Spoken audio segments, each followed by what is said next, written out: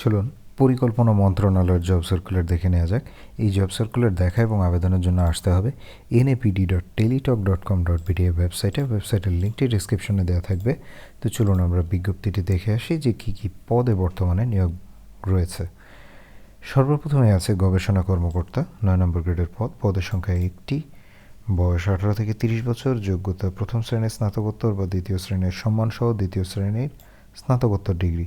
এখানে বিষয়গুলো হচ্ছে অর্থনীতি, পরিসংখ্যান, সমাজবিজ্ঞান, মনোবিজ্ঞান, লোক প্রশাসন, কৃষিশিক্ষা, রাষ্ট্রবিজ্ঞান, ভূগোল, বাণিজ্য, ইঞ্জিনিয়ারিং, MBBS, ব্যবসা প্রশাসন, উন্নয়ন পরিকল্পনা এবং কম্পিউটার সায়েন্সের ডিগ্রিধারীদের অগ্রাধিকার প্রদান করা হবে।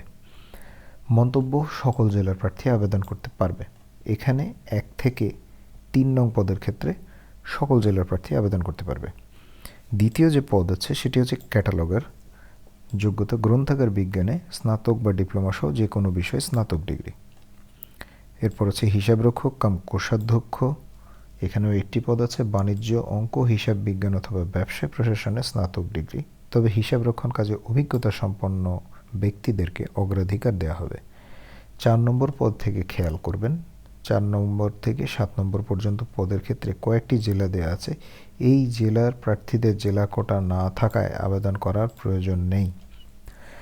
তো 4 নম্বর পদটি হচ্ছে 60 মুদ্রাক্ষরিক, 14 নম্বর গ্রেড। 1টি পদ আছে। ইংরেজি ও বাংলা 60 লিপিতে যথাক্রমে 80 ও 60 শব্দ এবং মুদ্রাক্ষরে প্রতি মিনিটে 30 ও 25 শব্দ এই সব স্পিড থাকতে হবে। হিসাব সহকারী, এখানে 1টি পদ আছে। সবগুলোতেই 1টি পদ আছে। বাণিজ্যে উচ্চ মাধ্যমিক সনদ এবং কম্পিউটার অপারেটিংয়ে দক্ষতা থাকতে হবে। অভ্যর্থনাকারী কাম টেলিফোন অপারেটর, SSC পাস, অফিস সহায়ক 8ম শ্রেণী পাস। আবেদনের এবার নিয়মাবলী বলে দিচ্ছি। 11/12/2019 অর্থাৎ 11ই ডিসেম্বর 2019 তারিখে 18 থেকে 30 বছর হতে হবে। মুক্তিযোদ্ধা কোটা এবং প্রতিবন্ধী কোটার ক্ষেত্রে বয়সসীমা 32 বছর পর্যন্ত।